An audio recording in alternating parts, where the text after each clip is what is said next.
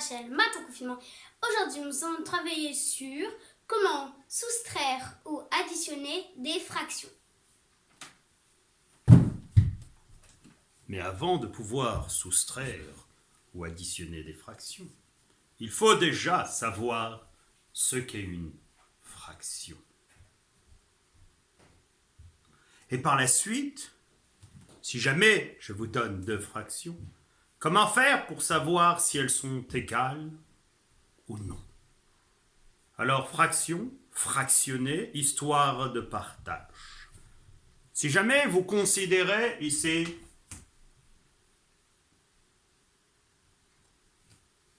un gâteau et que je vous demande de le partager équitablement en deux, vous avez la possibilité soit de le faire comme ça, dans l'horizontale, ou soit dans la verticale, peu importe. Si jamais vous procédez de la sorte, alors vous avez partagé votre gâteau en deux. Et de ce fait, par rapport à votre gâteau, vous avez ici une moitié et une moitié, ou un demi et un demi. Donc ici, vous avez un demi, comme ici un demi. Vous avez fractionné votre gâteau en deux. Si par contre, au lieu de le fractionner en deux, vous avez eu à le fractionner en quatre, vous avez plusieurs possibilités pour le faire. Alors ce que je vais faire, je vais profiter de ce qui a été fait pour le fractionner en deux, et je vais à nouveau donner un coup de couteau ici. Attention, pour rappel, le 1/2, la moitié de mon gâteau, ne correspond pas à cette partie, mais à celle-ci. Alors que là, le fait d'avoir partagé mon gâteau en 4, et ceci de manière équitable, j'ai fractionné mon gâteau en 4, et j'ai alors ici un quart là, un quart là, un quart là et un quart là. Que de quarts là! Quand je pense que notre ancien président en avait une de quart là. Alors ici, comme vous pouvez le constater, le résultat est immédiat, c'est que un quart plus un quart donne un demi. Ce qui fait que un demi est la même chose que deux quarts. Et on pourrait continuer de la sorte à l'infini. Tout ça pour vous dire que si mon gâteau, au lieu d'avoir fractionné en 4, je l'avais fractionné en 6, alors j'aurais pu de toute évidence ici procéder de la sorte. Et j'aurais eu alors ici un sixième, un sixième, un sixième, un sixième, un sixième et un sixième. Alors, dans ce cas, on observerait que la part que j'avais initialement par gourmandise mangée, qui correspondait à la moitié de mon gâteau, soit un demi, se ramène à deux quarts tout autant qu'à 3 sixièmes. Alors maintenant, comment faire, d'un point de vue mathématique, pour savoir si deux fractions sont égales?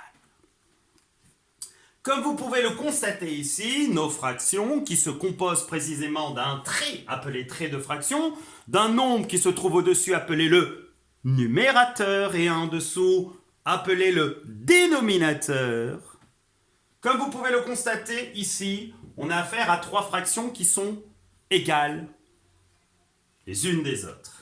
Et là, oh, c'est magique, on passe de 1 à 2 en multipliant par 2, de 2 à 4 en multipliant par 2. Tout aussi bien de 2 à 6 en multipliant par 3 et de 1 à 3 en multipliant par 3. De même, de 4 à 6 en multipliant par 1,5 et de 2 à 3 par 1,5. Et ainsi, si je vous dis, est-ce que 3 septièmes est égal ou non à 9 21e? En vérité, c'est précisément une histoire de proportionnalité. Est-ce qu'ici, numérateur et dénominateur sont proportionnels. Comme vous pouvez le constater, je passe de 3 à 9 en multipliant par 3 et de 7 à 21 en multipliant aussi par 3. Et de ce fait, ces deux fractions sont égales. Alors que si je vous avais demandé est-ce que 3 septièmes est égal ou non à 5 quatorzièmes, vous me répondrez non. Pourquoi? Parce que 7 multiplié par 2 donne 14, alors que 3 fois 2 ne donne pas 5. Alors maintenant, à quoi ces propriétés vont nous être utiles ici? Très simplement, pour additionner ou soustraire des fractions. Alors, on va commencer dans un premier temps à travailler avec des fractions comme on avait fait avec notre partage de ce gâteau. On va travailler avec des fractions de même dénominateur. Par exemple, si je considère l'expression A qui est égale à 3 cinquièmes plus 4 cinquièmes. Donc si j'ai un premier gâteau que je fractionne en 5 et j'en prends 3, un deuxième identique que je fractionne en 5 et j'en prends 4, au final, j'ai pris quoi? J'ai pris 7 cinquièmes de gâteau, c'est-à-dire précisément un gâteau et 2 cinquièmes d'un autre. Donc, quelle est la règle ici? Si jamais les fractions sont de même dénominateur, alors faites super attention. Le résultat est obtenu en faisant quoi? En additionnant les numérateurs et en conservant ceux que l'on désigne comme étant le dénominateur commun. Donc ici, on obtient 7 cinquièmes. On procède de la même sorte si, au lieu d'avoir une somme, on avait eu une différence. Par exemple, si j'ai 13 septièmes moins 2 septièmes, ces deux fractions étant au même dénominateur, j'applique la règle et j'obtiens le tout sur 7, 13 moins 2 au numérateur, et on a tout simplement 11 septièmes. Que faire alors si les fractions ne sont pas de même dénominateur? Prenons l'exemple.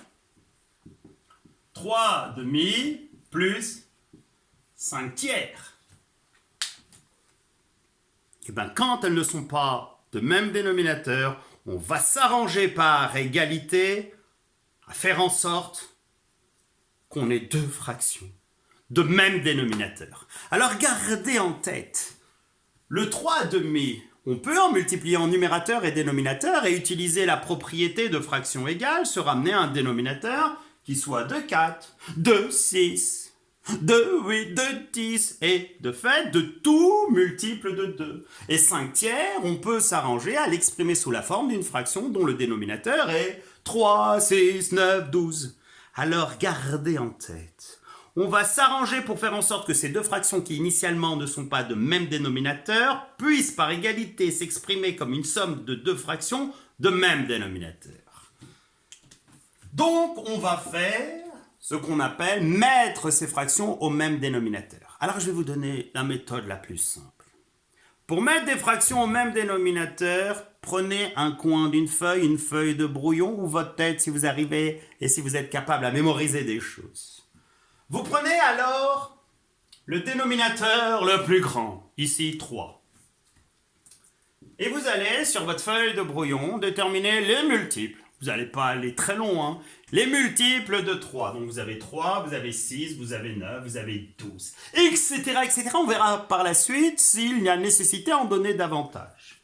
Et vous allez prendre, une fois que vous avez déterminé les multiples du plus grand, les multiples de l'autre ou des autres, on verra au cours d'autres opérations. Donc vous avez 2, vous avez 4, vous avez 6. Et quand est-ce que vous allez vous arrêter? Quand vous allez trouver un multiple commun aux deux, c'est ce qu'on désigne, vous verrez, par le plus petit multiple commun, strictement positif. Donc ici, vous avez 6. Et bien, ce dénominateur commun, vous venez de le trouver, c'est 6. Donc vous allez tout mettre sur 6. Et de ce fait, vous êtes passé de 2 à 6 en multipliant par 3, d'où par égalité des fractions, vous avez multiplié 3 par 3, ce qui donne 9. Vous êtes passé de 3 à 6 en multipliant par 2, d'où par égalité des fractions, vous allez faire 5 fois 2, ce qui donne 10. Et là, c'est magique. Ces fractions étant de même dénominateur, le résultat est simple à déterminer. 9 plus 10, 19 sixièmes.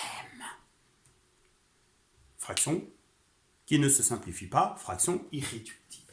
On va prendre un exemple légèrement plus compliqué, en ce sens qu'on n'aura pas affaire à une somme de 2 fractions, mais à une somme de 3 fractions.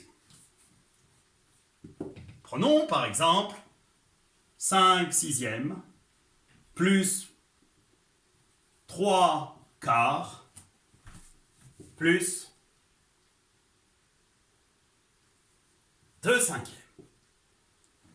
Et je vous pose la question, comme précédemment, on aurait pu en prendre 3, 4, 5, 6, autant que l'on veut, mettre ces fractions au même dénominateur. Donc si vous avez compris la règle la plus simple, vous allez ici déjà voir que ces 3 fractions sont sous forme simplifiée, alors 5 sixièmes, 3 quarts et 2 cinquièmes sont elles-mêmes sous forme simplifiée.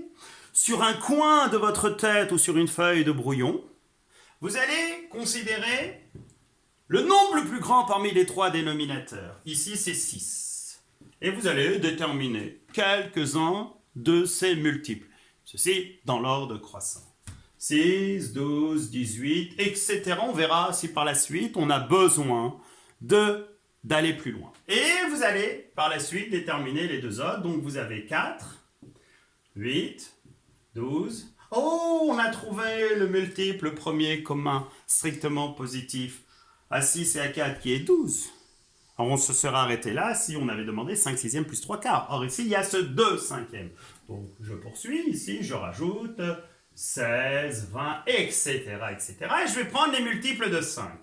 5, 10, 15, 20. Ouh là là là là là là. Je n'ai pour le moment pas de multiple commun au 3, donc je reviens sur ma liste du départ, je vais en rajouter 24. Ensuite, ici 30. Donc 30, je poursuis ici, donc j'ai 24, 28. Malheureusement par 30, je poursuis ici 25, 30. Je n'ai toujours pas de multiple commun, donc je continue ici. J'ai 36, j'ai 42, j'ai 48. Ici, je poursuis donc 28, 32, 36, 40. Ici, 35 et 40. Alors vous allez me dire, ouais, vous aurez pu prendre un exemple plus rapide. Ou, de toute évidence, vous verrez comment, plus tard, de tête, on aurait pu trouver ce résultat.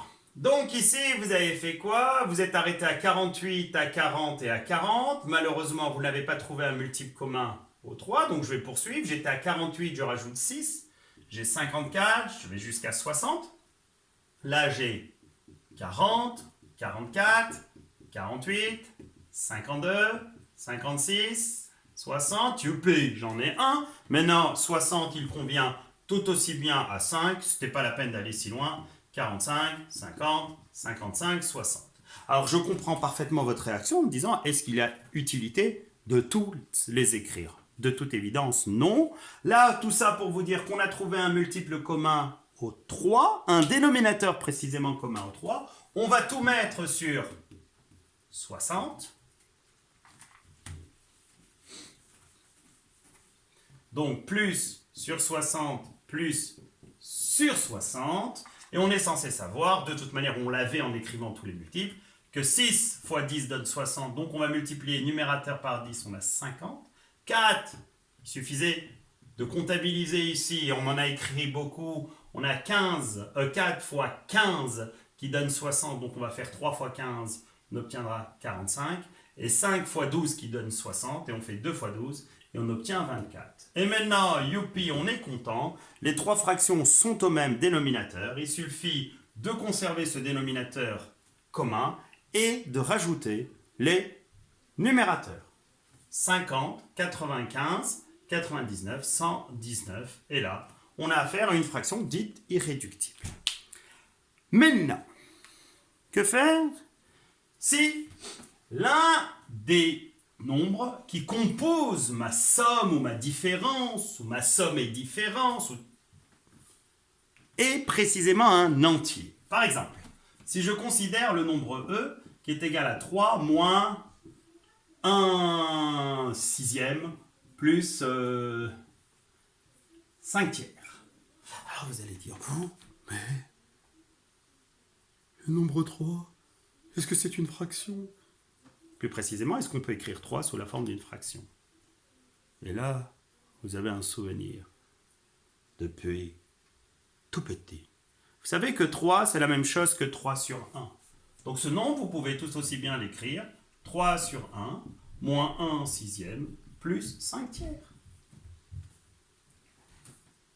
Là, vous avez normalement remarqué de tête qu'un multiple commun à 3, 6 et 1 est 6. Ou alors, vous prenez le plus grand, vous listez ces multiples, 6, 12, vous prenez ensuite 3, on a 6, 9, etc. Vous prenez 1, vous avez 2, 3, 4, 5, 6, et vous avez parfaitement ici, c'était pas utile dans ce cas précis, trouver un multiple commun. Donc on obtient alors le tout sur 6,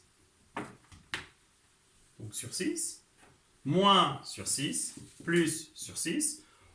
Pour passer de 1 à 6, on a multiplié par 6, donc on va faire 3 fois 6, 18. De toute manière, tout le monde savait que 18 sur 6, ça donnait bien 3. Là, on l'a déjà sur 6, donc ça reste 1 sixième. Et là, on passe de 3 à 6 en multipliant par 2. 5 fois 2, 10.